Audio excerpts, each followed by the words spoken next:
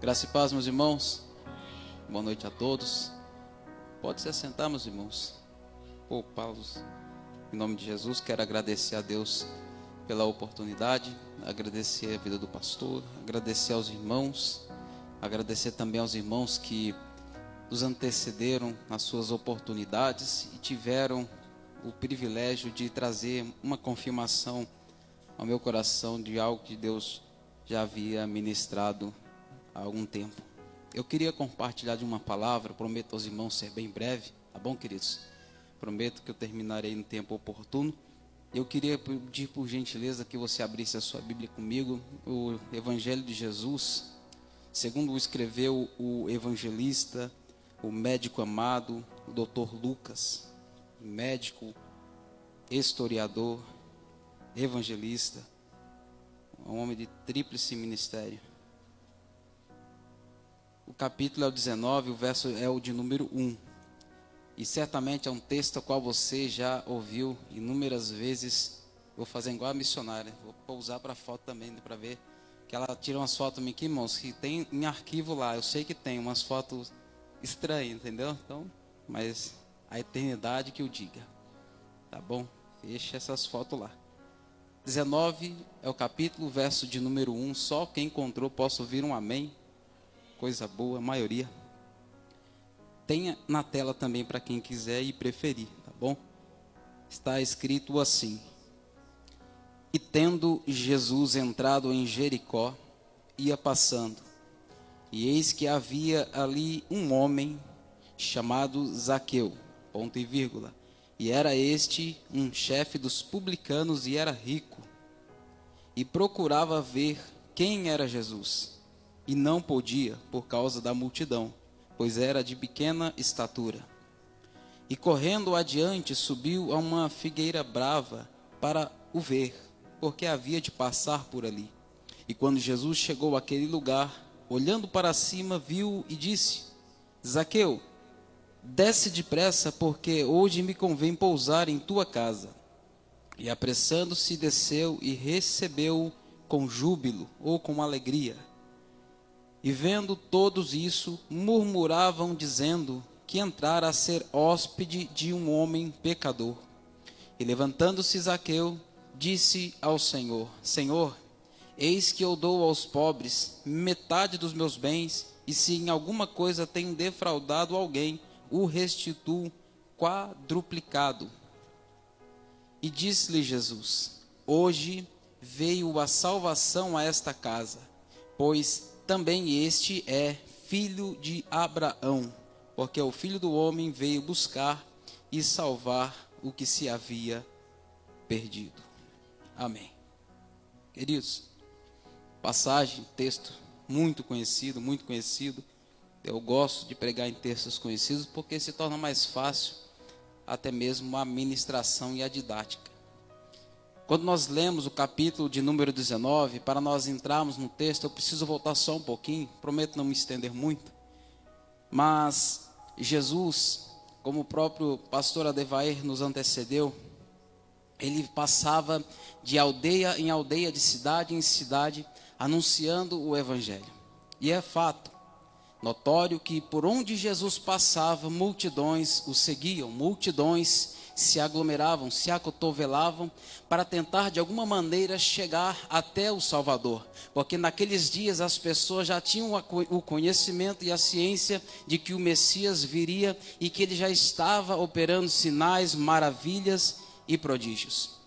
Neste texto qual nós lemos, Jesus agora ele está indo rumo à cidade de Jerusalém para ser entregue na mão dos seus algozes. Ele está indo para ser crucificado, ele está indo cumprir a sua última semana e nesse intervalo de tempo, a Bíblia diz que ele vai passando pela cidade de Jericó.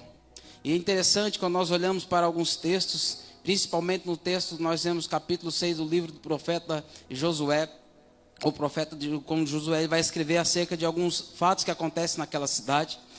Jericó, ela é considerada pelos estudiosos, pelos historiadores, como a cidade das palmeiras, até porque ela era uma cidade totalmente adornada, uma cidade muito bela, era uma cidade fortificada, ficava a 27 quilômetros da cidade de Jerusalém. Era uma província da cidade de Roma. Ou seja, ela estava situada na Judéia, porém ela fazia parte da província romana. Ou seja, os romanos é quem eram os que governavam ela, é quem tinham poder e autoridade sobre aquela província, sobre aquela cidade. E é uma cidade marcada por histórias de pecado e também pelos inimigos do povo de Deus. Quem que nunca leu Josué capítulo de número 6? Um lar luxuoso, de cobradores de impostos, cidade de inverno, de reis e também de sacerdotes. Era uma cidade muito bela, era uma cidade muito desejada, muito querida. Só que como todas as cidades, nós vemos alguns contrastes que não são tão belos quando nós olhamos para o capítulo anterior ao capítulo 19, qual nós fizemos a leitura. Nós vemos no capítulo 18, a partir do verso de número 35, e o texto conhecidíssimo também que nós conhecemos acerca do cego de Jericó.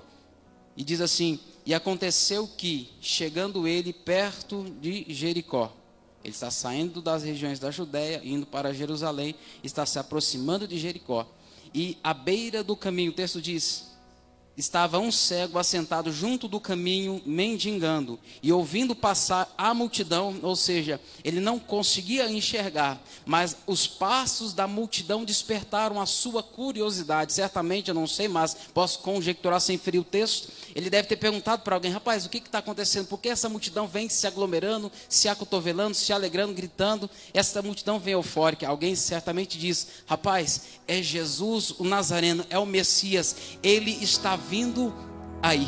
Ele certamente é tomado por um sentimento desejoso de poder chegar e se aproximar de Jesus. Por quê? Porque ele tinha uma necessidade extrema dentro do seu coração, e não era uma necessidade comum. Por quê? Porque ele era cego, a sua condição levou à mendigância. E o texto diz no verso 37, disseram-lhe que era Jesus Nazareno, passava. Então clamou dizendo: Jesus, filho de Davi, tem misericórdia de mim. E me chamou a atenção, pastora Devaí, pastor Joed, quando eu li esse texto anterior ao capítulo 19, antes de entrar no texto de Zaqueu. Por quê? Porque eu quero falar nessa noite acerca do Deus de oportunidades. Porque Deus, todas as vezes, irmãos, que quando nós acordamos, quando nós abrimos os nossos olhos pela manhã, Deus nos dá uma oportunidade. Primeira oportunidade que Deus me dá e te dá também, é quando você abrir o teu olho, você poder contemplar as maravilhas que Ele tem feito sobre a terra dos viventes. Segunda, é poder você levantar da sua cama, você poder caminhar, você poder fazer as suas coisas de forma natural e super comum. Porque isso é um dom, é uma dádiva de Deus. Porque existem pessoas que não têm. Esse cego, ele não enxergava. Esse cego não poderia contemplar as maravilhas qual Deus havia criado, a qual Deus havia feito. Ele não tinha mais esta oportunidade, mas ele tinha agora uma oportunidade, qual? De chegar até Jesus. Só que ele se levanta, ele não podia ver, mas ele começa a clamar e gritar em alta voz, dizendo: Jesus, filho de Davi, tem misericórdia, tem compaixão de mim. Mas enquanto ele gritava, alguém olhava e dizia: cego, cala-te, cego, se aquieta. Mas isso não o impediu de aproveitar a sua oportunidade. Dentro dessa oportunidade, a Bíblia vai nos mostrar que ele tomou uma atitude. É isso que muitas das vezes falta nos corações dos cristãos nos dias de hoje.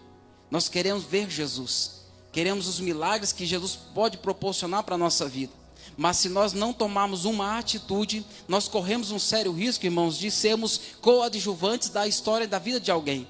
Corremos o risco, talvez, de ter a oportunidade de ver pessoas vivendo milagres, de contar o milagre da vida de alguém, de contar o milagre, talvez, dentro da nossa casa, da nossa família, dos nossos parentes, dos nossos irmãos, dos nossos vizinhos, e não contar o nosso próprio milagre, porque nós não tomamos uma atitude.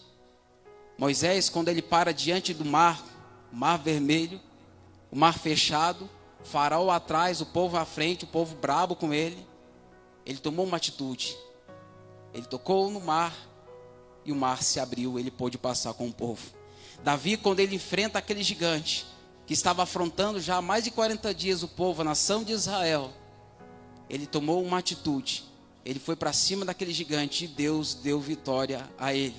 O problema que você está enfrentando hoje, se você se acovardar, se você der um passo atrás, ou pior do que dar um passo atrás, é você achar que pode permanecer neutro diante dos problemas que você talvez esteja enfrentando dentro da tua casa.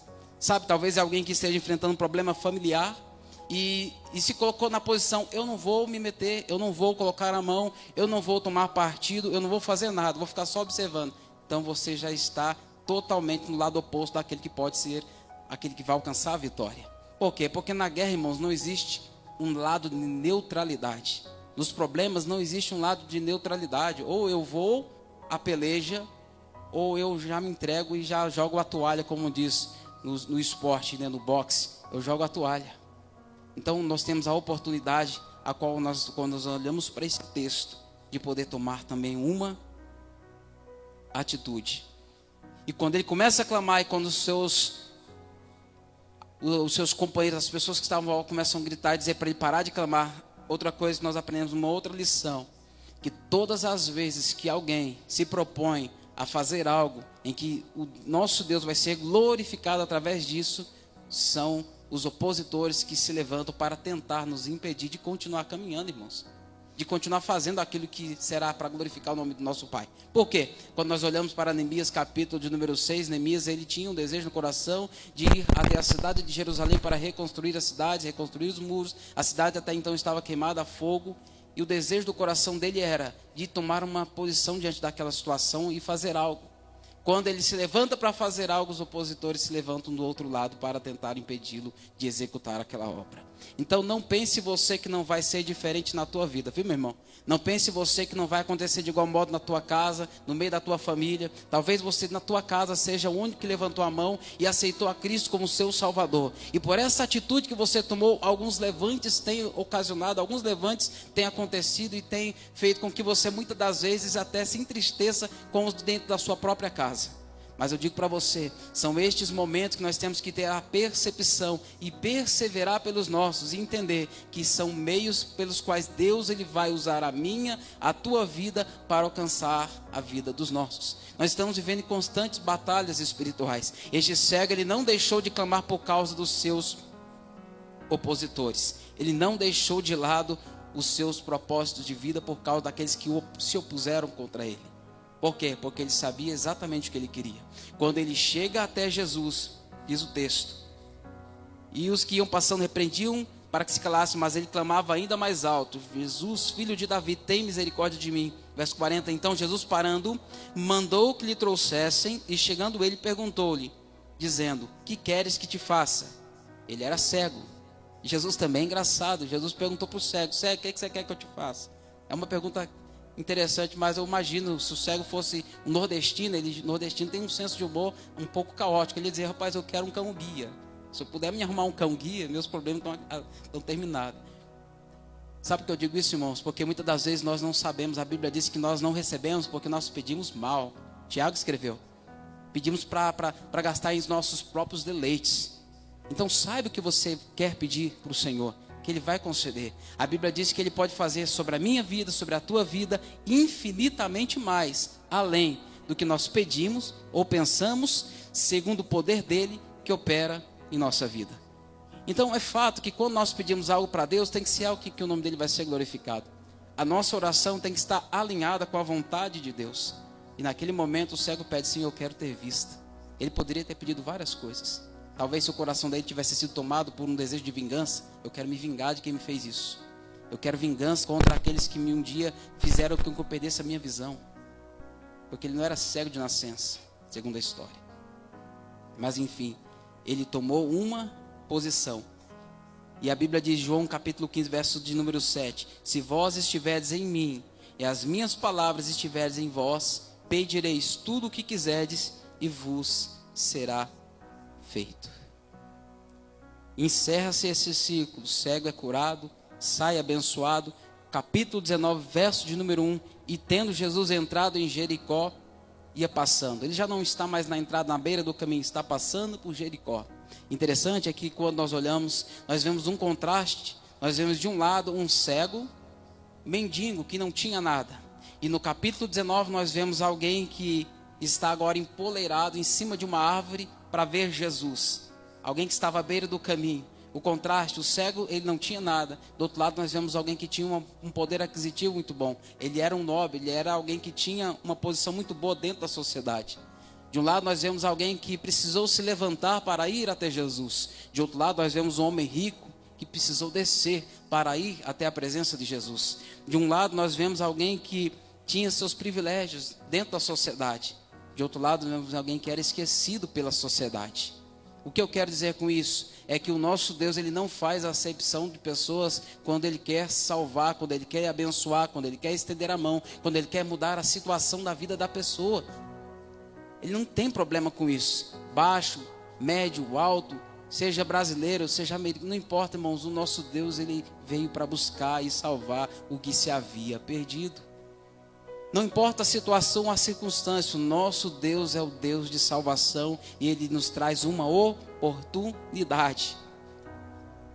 Quando eu estava com meus 21 anos de idade, afundado, já contei isso várias vezes, mas eu sempre gosto de reforçar, porque eu sei de onde o Senhor me tirou, o que Ele fez na minha vida. Quando Ele me tirou como um forte da situação na vida a qual vivia, me libertou das drogas, me tirou daquela vida podre a qual vivia, eu entendi que aquele momento era para que eu viesse guardar dentro do meu coração. Para quê? Para que eu nunca viesse a me esquecer do lugar onde Jesus me encontrou, da situação, da maneira qual Ele me encontrou.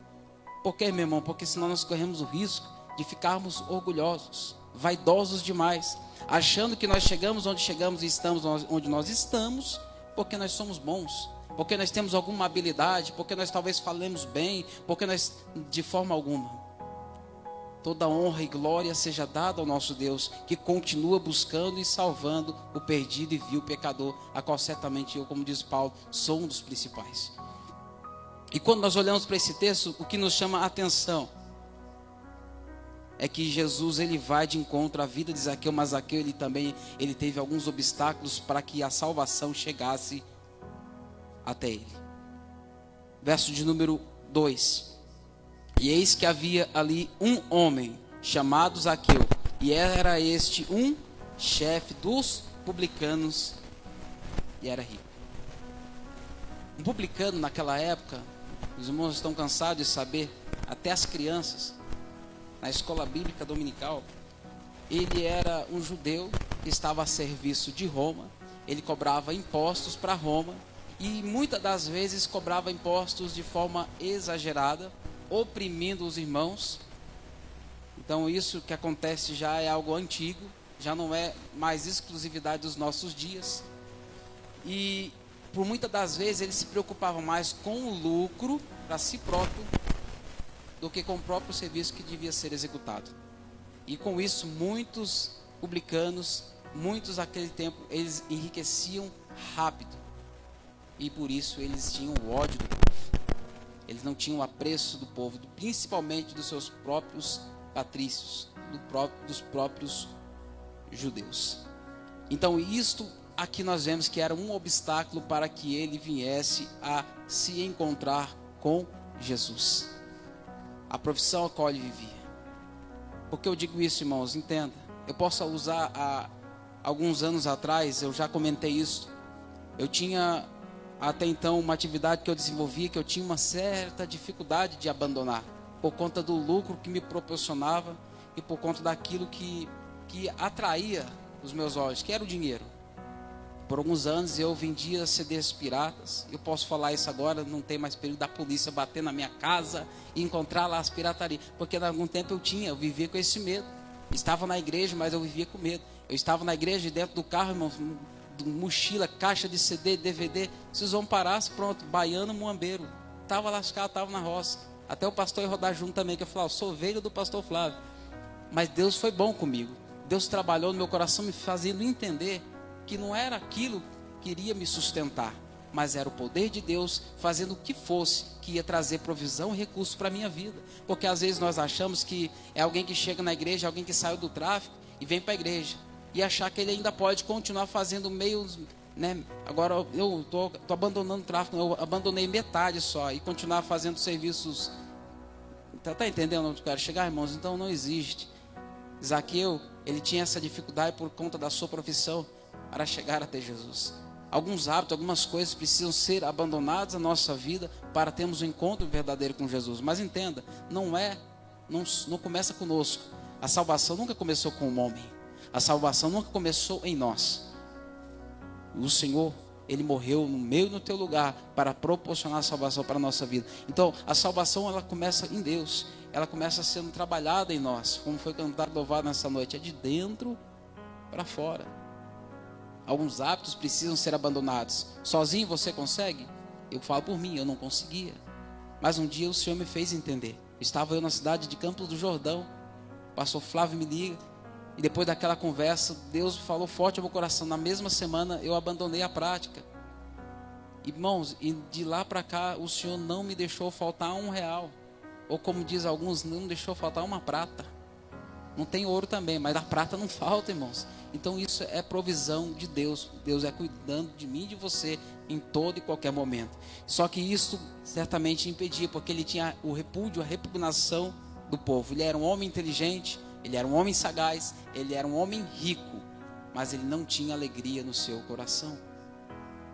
Por isso ele tinha um desejo forte, porque ele era marcado, ou a sua vida era marcada por um vazio. Porque às vezes as pessoas neste mundo, elas tentam preencher alguns espaços, algumas lacunas no coração, com dinheiro, com fama, com riquezas, com poder. Mas nada disso pode preencher o vazio que só Jesus conhece, só Jesus pode preencher. Como alguém já disse certa feita, o vazio que existe dentro do coração do homem é exatamente do tamanho de Jesus, do tamanho de Deus. Somente Ele pode preencher. E quando eu comecei a olhar para a vida desse homem, um homem que tinha tudo, mas espiritualmente ele era infeliz, eu pude fazer um contraste com a minha vida. Posso usar a minha vida, irmãos, sem ferir ninguém. A forma qual eu vivia anteriormente, eu tinha tudo que eu poderia desejar, tudo que um jovem na minha idade, dos meus 17 aos meus 21 anos de idade, poderia querer. A vontade da carne, pulsando. Mas nada daquilo me trazia a felicidade que o Evangelho de Jesus me trouxe. Porque Ele não só mudou a minha história de forma exterior, mas Ele mudou de dentro para fora. E esse homem, ele vai até Jesus. Provérbios 15, verso 16 diz: melhor é o pouco havendo temor do Senhor, do que grande tesouro onde há a inquietação. Então ele vai até Jesus por conta desse vazio, por conta da sua provisão. E um outro ponto, ainda está no verso 2, ele era rico. E isso é interessante. Olha que Lucas 18, 24 diz: quão dificilmente entrarão no reino de Deus os que têm riquezas, porque é mais fácil passar um camelo pelo fundo de uma agulha do que entrar um rico no reino de Deus. Sendo assim, quem pode ser salvo? Mas ele respondeu: os impossíveis dos homens são possíveis para Deus. Dentro desse texto, eu descobri um outro contexto que se complementa com o capítulo de número 19 e com o finalzinho do capítulo 18 ainda. Por quê? Porque Jesus, ele se depara com um jovem rico, conversa com ele, esse jovem rico aparentemente crente, certamente na igreja, e ele pergunta: Jesus, o que eu preciso fazer para ser salvo? Porque ele começou a citar, falar: eu já pratico, eu obedeço minha mãe, eu cumpro os mandamentos, e foi dando uma lista. Jesus falou: parabéns, nota 10. Agora faz o seguinte: vai, vende tudo que você tem, dê aos pobres. A Bíblia diz que imediatamente o seu semblante cai, ele se entristece. Oportunidade, eu estou falando. O jovem rico teve a oportunidade de seguir Jesus, mas ele preferiu as suas riquezas. Entenda, não é sobre ter riquezas, não. Até porque a Bíblia diz que Deus se alegra com a prosperidade dos seus servos. É a alegria de Deus, meu irmão. Pensa na felicidade que Deus fica quando você começa a prosperar. Quando você compra sua casa, quando você troca seu carro, quando você tem condição de abençoar alguém, quando você tem condição de sustentar alguém, de mudar a vida de alguém através daquilo que Deus proporcionou para você. Deus se alegra, o coração de Deus, ele se alegra. Aqui que nós estamos falando é sobre o amor ao dinheiro. Alguém pegou e usou às vezes o texto de forma errada, dizendo que o dinheiro é raiz de todo mal. Se você acha que é assim, meu irmão, no final você me deixa uma oferta ali e seja abençoado, né? Não fica essa maldição para você não, né? Traz para cá, né? Mas a Bíblia não diz isso. A Bíblia diz que é o amor ao dinheiro. Ou seja, é quando o meu Deus passa a ser o dinheiro. É quando eu já não tenho tempo mais para minha família, eu não tenho tempo mais para congregar, eu não tenho mais tempo para servir a Deus, eu já não tenho tempo mais para sair, para fazer mais nada. Só trabalho. Entenda bem, irmãos. Nós temos que ter temperança, equilíbrio. Por quê? Eu falo porque hoje nós vivemos tempos. Eu até vi um vídeo esses dias, eu posso comentar aqui, só para abrir nossos olhos como pais, de algumas crianças que foram entrevistadas. Acredito que a maioria já deve ter visto. E nessa entrevista, entrevistaram seus filhos e os pais. E perguntaram aos pais de condição financeira abastada, perguntaram qual seria hoje, se você tivesse a oportunidade de se sentar à mesa e fazer uma refeição com alguém, quem seria essa pessoa? A maioria deles, Cristiano Ronaldo, Neymar, Lula, não, esse não, misericórdia. Mas a maioria falou, sabe, nome de prateleira de cima e tal, os famosos. Entrevistaram os filhos e mostraram aos pais a entrevista. Olha, pai, seus filhos, a mesma entrevista. Se você pudesse hoje escolher alguém para você se sentar à mesa, qual seria a pessoa mais importante na sua vida que você se sentaria? Unânime, a maioria, mais de 90% das crianças, de forma inocente, gostaria de se sentar e almoçar com meu pai, de fazer uma refeição com a minha mãe. Meu irmão, aquilo ali mexeu comigo. Sabe por quê? Porque às vezes nós corremos demais, trabalhamos demais, nos esforçamos demais, com a desculpa que nós sustentamos em nós, de que eu estou lutando para dar o melhor para os meus filhos. É isso ou não é? Fazemos isso ou não fazemos?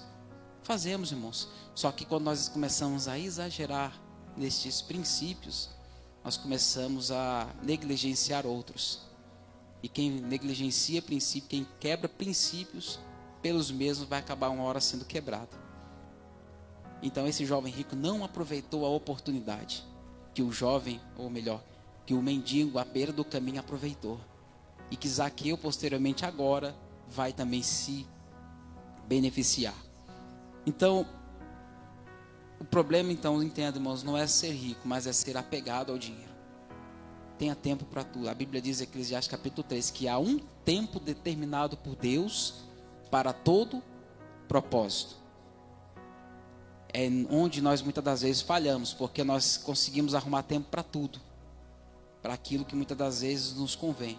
Então nós precisamos limitar, ter tempo para cada coisa, para tudo, irmãos. Tudo que é exagerado, tudo que é em demasia, acaba se tornando um enfado. E tudo que se torna um enfado se torna prejudicial para a tua saúde. Então, é só um adendo para nós entendermos isso. Segundo ponto, no verso de número 3, e procurava ver quem era Jesus. E não podia por causa da multidão, pois era de pequena estatura.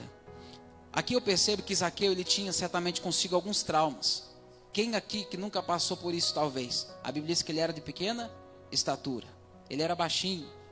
Eu não sei, talvez na época da escola ele sofria bullying, chamado de nanico. Lá no norte a gente chama de tamborete de forró, né? Eu não posso falar, meu irmão, a minha baixinha está ali, então não tem problema nenhum com isso, entendeu? As baixinhas estão aí também, não fique revoltada não, meu irmão. Eu amo a baixinha minha ali, então não tem nenhum problema com isso. Mas talvez aqui eu tinha esse complexo consigo, sabe? Alguém talvez por conta da sua pequena estatura. Eu imagino que alguém vai falar, pai, esse Zaqueu nem cara de publicano não tem. Tampico desse aí, extorquia a gente. Eu não sei, irmãos, mas a Bíblia é engraçada, tem hora que eu me divirto lendo a Bíblia, pastor Devaí. Mas essa condição o limitava por causa da multidão. Mas ele tinha um desejo, ele queria ver quem era Jesus. Ele queria se aproximar de Jesus. Mas como eu já disse no começo, multidões afluíam por onde Jesus passava. Só que eu entendo que quando nós temos alguma limitação ou algo que nos impede de chegar até Jesus, nós precisamos romper com ela. Eu não sei qual é a multidão que às vezes tenta oprimir você, que às vezes tenta impedir você de se achegar até Jesus. Cada um de nós conhecemos os nossos limites, conhecemos as nossas multidões, conhecemos os nossos impedimentos. Às vezes, não sei, talvez seja um tempo que você não quer abrir mão para passar mais tempo com o teu Senhor. E entenda, passar tempo com Deus não é só vir à igreja, ficar 1, 2, 3 horas na igreja. Não, isso é muito bom e é importante.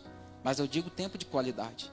É você tirar 10, 15, 20 minutos que seja para fazer um período de oração. Mas aqueles 20 minutos às vezes vale mais do que 2 horas que você passou dentro da igreja. Entenda bem a minha fala, por favor, para não achar que eu estou dizendo para você ficar em casa orando 20 minutos por dia e não vir aos cultos. Não é isso. É que quando nós estamos aqui, nós temos que estar aqui de corpo e mente. O nosso espírito tem que se regozijar por estarmos na casa de Deus. O salmista, ele falou que mais vale um dia nos átrios do Senhor, na casa de Deus, do que 1000 anos em qualquer outro lugar. A alegria dele era tanta que ele falava: olha, eu me alegrei quando me disseram, vamos à casa do Senhor. Que alegria imensa que ele sentia no coração quando ele cantou este salmo. Ele dizia: eu prefiro habitar nas portas da casa do meu Deus, ou estar às portas da casa do meu Deus, do que habitar nos templos, do que morar, do que estar na casa onde habita a impiedade. Ele falou que era melhor estar na porta da casa de Deus do que estar no lugar onde tinha impiedade. Então o salmista, quando ele expõe em cânticos estas verdades, ele está dizendo da importância de se estar na presença de Deus, em comunhão com os irmãos. Então ele tinha essa dificuldade. E o que ele faz? Verso de número 4. E correndo adiante, subiu a uma figueira brava para o ver, porque havia de passar por ali. Irmão, duas coisas aqui nós percebemos. Prometo que eu estou terminando a introdução. Primeiro, ele vê que não tem como chegar, porque a multidão o atrapalha, o oprime e o impede. Ele vê e avista uma figueira brava. Uma figueira brava, irmãos, depois você procura lá, dá um Google. Era um sicômoro, era uma árvore espinhosa, não era uma árvore como um pé de jabuticaba, não uma árvore para você subir fácil, era uma árvore mediana, não era uma árvore tão alta, uma árvore com folhas de copas largas, mas ele tinha assim, uma certa dificuldade para subir nela. Tinha alguns espinhos. Às vezes, para chegar até Jesus, nós enfrentamos também alguns espinhos. Enfrentamos também algumas dificuldades. Não existe esse pensamento, irmãos, errado. Até um pastor aí, ele comenta nas redes sociais aí, né? Disseram que você não ia sofrer, né? Você já escutou isso aí, né? É do Instagram, você está lá. Disseram que você não ia... Mentiram, viu, irmão? Mentiram. Às vezes nós passamos por alguns processos para chegar até Jesus. Ele sabia que precisava fazer, ele vai, toma uma atitude. A Bíblia diz que ele corre, verso 4, e correndo adiante subiu uma figueira brava. Ou seja, nessa atitude, irmãos, nós vemos que ele deixou de lado aquilo que o impedia, o seu orgulho, talvez a sua polpa de publicano, cobrador de impostos, alguém que era respeitado pela sociedade, para chegar a um objetivo. De igual modo acontece conosco também, se nós quisermos alcançar algum objetivo. Nós temos que romper aquilo que tenta nos impedir, para estarmos diante de Jesus e alcançarmos aquilo que nós buscamos da parte dele. É fato que todos nós queremos aquilo que Jesus pode fazer na nossa vida, mas mais do que isso, nós devemos amar e querer estar na presença de Jesus. Verso de número 5, perdão. E quando Jesus chegou àquele lugar, olhando para cima, viu e disse-lhe: Zaqueu, desce depressa, porque hoje me convém pousar em tua casa. Irmãos, isso aqui é muito interessante. Por quê? Porque Zaqueu, ele propôs: eu quero ver Jesus, eu quero ver Jesus, eu quero ver Jesus. Só que antes de Zaqueu ver Jesus, Jesus viu ele primeiro. A Bíblia diz que não foi eu e você, não fomos nós que escolhemos a Deus. Está lá em João escreveu isso. Mas foi Ele que nos escolheu, nos nomeou, nos designou para que nós fôssemos, que nós dessemos fruto. Então você é uma escolha de Deus. Consegue entender isso? Você é uma escolha de Deus. Deus te escolheu. Você não é uma obra do acaso, você não está aqui por coincidência. Você não está aqui porque um amigo um dia falou de Jesus para você. Não, tudo faz parte de um plano maravilhoso de Deus, para que hoje nós estivéssemos aqui, para ouvir a palavra dele, para entender que ele nos dá uma oportunidade. Eu achei isso maravilhoso. Por quê, irmãos? Porque Zaqueu subiu para ver quem era Jesus. Olha, está escrito. E quando Jesus chegou àquele lugar, olhando para cima, viu-o e disse-lhe: Zaqueu, desce depressa, porque hoje me convém pousar em tua casa. Ele queria ver quem era Jesus, ele tinha esse desejo, esse intento no coração dele. Só que antes mesmo dele ver Jesus, Jesus o enxergou. Ou seja, Jesus, ele te conhece, ele conhece o teu nome, o teu endereço, ele sabe a tua necessidade, ele sabe o que você veio fazer aqui nessa noite. O que motivou você a estar na casa de Deus hoje, nesta noite? Qual foi a motivação do teu coração? Qual foi o desejo que te atraiu? Qual foi a voz que você ouviu saindo de dentro da sarça, que o atraiu à presença dele? Ele sabe, irmãos. Por isso, quando nós nos propusermos a vir para a casa de Deus, irmãos, entenda, venha com satisfação, com alegria, venha com amor no coração. Tem dia que é difícil, como já foi dito aqui nessa noite. Nosso diácono PC também contribuiu com uma parcela para incrementar aqui naquilo que nós estamos falando. Às vezes nós vencemos o cansaço. Tem dia que não dá, meu irmão, realmente. Ninguém aqui é extremista também. Porém, tem dias que a gente precisa vencer o cansaço, o desânimo. Tem dia que a prova veio rasgando e você precisa sacudir a poeira do pé e falar, não, hoje eu estou precisando mais do que nunca ouvir uma palavra para me fortalecer, para me dar ânimo, para me dar vigor, para me dar força. Hoje eu preciso nem que seja compartilhar com o irmão a dor que eu estou sentindo, porque a igreja é para isso também, meu irmão. Igreja é família. Igreja é lugar que você vem, é abençoado, compartilha das bênçãos, mas é lugar que você vem também, chora as suas dores, se lamenta se for o caso, compartilha dos teus problemas, das tuas dificuldades com os teus irmãos que vão estender a mão e vão te ajudar. Somos uma família. Missão Ebenezer é uma família. Zaqueu, ele desceu depressa. Verso 5 ainda. A expressão que Jesus usou, desce depressa, só nos mostra uma coisa. Esse encontro não foi um encontro ocasional, foi um encontro proposital.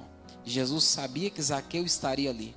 Jesus sabia exatamente no momento exato que você precisaria que ele estendesse a mão para a tua vida. Porque, irmãos, entenda, antes de eu me converter ao Senhor, Deus já havia falado e falado e falado comigo por várias, inúmeras vezes. Eu acredito que com a maioria dos irmãos que estão aqui.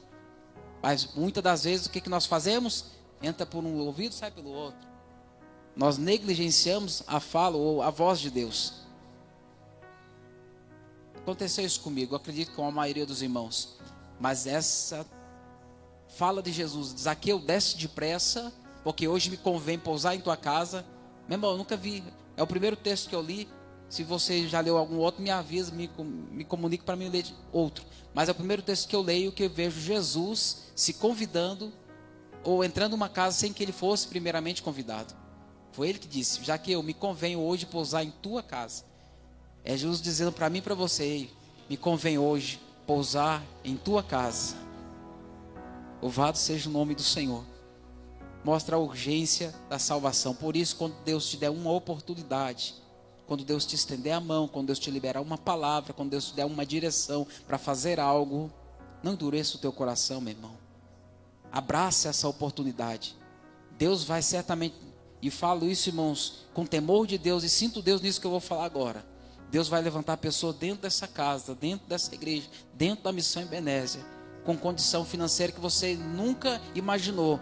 E quando Deus fala para você, abençoa, estende a mão, ajuda, não endureça o teu coração, porque Deus vai honrar a tua vida em nome de Jesus. Receba essa palavra, irmãos. Isaías 55:6 diz, buscai ao Senhor enquanto se pode achar, invocai-o enquanto está perto. Verso 7, deixe o ímpio o seu caminho e o homem maligno seus pensamentos, e se converta ao Senhor, que se compadecerá dele. Torne para o nosso Deus, porque grandioso é em perdoar. Porque os meus pensamentos não são os vossos pensamentos, nem os vossos caminhos os meus caminhos, diz o Senhor. O Senhor, ele tem pressa e tem urgência para salvar a nossa vida. A humanidade, ela está hoje, irmãos, vivendo dias terríveis. O afastamento, o abandono de Deus, a apostasia, ela está em alta. As pessoas estão vivendo cada dia com menos temor de Deus no coração. É tanta coisa, tanta besteira que nós ouvimos e vemos nas redes sociais, que chega a entristecer o nosso coração falho e pecador. Imagina o coração de Deus. Pessoas que estão vivendo uma vida totalmente deturpada ainda conseguem dizer que tem certeza da sua salvação, vivendo do jeito que estão vivendo. Vivendo todo atravessado no pecado, e ainda fazendo festa, e achando que Deus está dando um like, dando joinha, aprovando. Irmãos, entendamos, Jesus, ele não quer apenas ver Zaqueu, entrar na casa de Zaqueu, mas Jesus quer ter comunhão com ele. Jesus, ele não só salvou a minha e a tua vida, não mudou só a nossa sorte, mas ele quer ter comunhão conosco. Qual de nós que estamos aqui, que não desejamos, que não temos o desejo afinco de termos comunhão uns com os outros? É maravilhoso, irmãos, poder estarmos aqui reunidos, mas melhor ainda é quando nós passamos a conhecer um pouco mais dos irmãos, compartilhar das dores uns dos outros, porque isso fortalece o nosso vínculo de amizade, de irmandade, de comunhão. Sabe, é quando você vê, olhar para o irmão chegando na igreja e ver que o irmão está um pouco abatido, você fala, já sei. Eu sei das lutas do irmão, eu já sei qual é a direção da oração que eu vou trabalhar com esse irmão para ajudar ele, sem nem precisar perguntar. Comunhão, intimidade, afeto, carinho. É isso que nosso Deus quer. E esta é a única vez que Jesus vai passar em Jericó. Esta é a oportunidade da vida de Zaqueu. E ele não podia perder. Ele não podia ficar de fora. Por isso aproveitemos as oportunidades, porque eu não sei qual vai ser a minha última oportunidade. Por que eu digo isso? Mas eu já estou na igreja, já estou servindo a Deus. Porque todos os dias Deus nos dá uma oportunidade. Todos os dias de fazer algo melhor, de acertar naquilo que ontem nós erramos, de amar mais, de perdoar mais, sabe? De usar mais tempo para falar do amor de Deus. E tudo isso nosso Deus, ele vai ser glorificado. Outro ponto, eu não poderia deixar de citar, no verso de número 8. E levantando-se Zaqueu disse ao Senhor, Senhor, eis que eu dou aos pobres metade dos meus bens. Isso aqui foi muito interessante. Metade dos meus bens. E se em alguma coisa eu tenho defraudado alguém, o restituo quadruplicado. Vamos entender uma coisa? Primeiro ponto que nós aprendemos aqui é que Zaqueu, ele entendeu que o Senhor havia de mudar a história dele. Aquilo que um dia ele era tão apegado, aquilo que um dia ele era tão preso, agarrado, que era o dinheiro, que era o lucro exagerado, exacerbado em cima dos seus irmãos, para ele agora não fazer mais nenhum sentido. Nisso eu vejo a transformação e a conversão na vida de Zaqueu. E quando alguém se converte ao Senhor, entenda, irmãos, começando por mim, quando nós nos convertemos ao Senhor, nós temos que ter um termômetro na nossa vida. Se eu me converti, se eu estou na igreja, mas eu não consigo ter compaixão do meu próximo, eu não consigo me sentir incomodado, eu tendo e vendo meu irmão não tendo e não fazer nada por ele, um sentimento de egoísmo passa a tomar conta de nós se nós não vigiarmos. Se nós não entendemos que o Senhor ele nos alcançou, foi exatamente para isso, para estender a mão a quem está precisando. Romanos 12, verso 11 diz, não sejais vagarosos no cuidado, sede fervorosos no espírito, servindo ao Senhor. Zaqueu desceu depressa, com alegria no coração daquela árvore, falou para o Senhor que agora não me importa mais, se eu defraudei alguém, eu restituo quadruplicado tudo que eu fiz. Se eu defraudei alguém, sabe o que ele está dizendo? Ele está dizendo, para mim não me importa mais a condição a qual eu tenho, o que me importa agora é estar com o Senhor. 1 Coríntios 15, 58, portanto, meus amados irmãos, sede firmes e constantes, sempre abundantes na obra do Senhor, sabendo que o vosso trabalho não é vão no Senhor. Zaqueu, ele se alegrou por ter recebido Jesus. E você, como que está o teu termômetro de alegria? Como que está a tua vida hoje? Você tem se alegrado por poder estar na presença de Deus? Irmão, é muita prova, é muita luta. Eu sei, meu irmão. Eu sei, a situação às vezes ela aperta, ela oprime um pouco. Mas isso não nos dá o direito, irmãos, de não entendermos que Deus ele pode mudar as circunstâncias da nossa história. Porque às vezes no momento de tristeza, de angústia e dor, nós deixamos de fazer o mínimo às vezes para Deus, que é de orar, que é de clamar a Ele como fez o cego, mesmo diante das pessoas, da multidão tentando impedir de continuar, ele continua clamando ainda mais alto. Nós temos que sentir a alegria por poder estarmos na presença de Deus. Salmo 92:4 vai dizer: pois tu, Senhor, me alegraste com os teus feitos, exultarei nas obras das tuas mãos. Mais um salmo, Salmo 19:8: os preceitos ou os mandamentos do Senhor são retos e alegram o coração. O mandamento do Senhor é puro e, essa aqui o Valdez gosta, e alumia os olhos, né, Valdez? E alumia os olhos, está escrito, mano. Pode ler lá depois, João Ferreira de Almeida, que me perdoe, mas está escrito. Irmãos, entenda, nós temos que sentir alegria, porque nós recebemos a Cristo. Nós estávamos perdidos, nós fomos achados. Nós estávamos mortos em nossos delitos e pecados, mas o Senhor estendeu o cetro de justiça